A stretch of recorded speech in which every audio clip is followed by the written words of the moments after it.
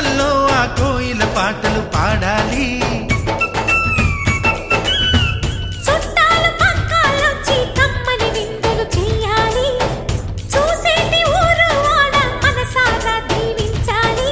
నలుగురు కలిసి చేతులు కలిపి మన కలలన్నీ పండించాలి.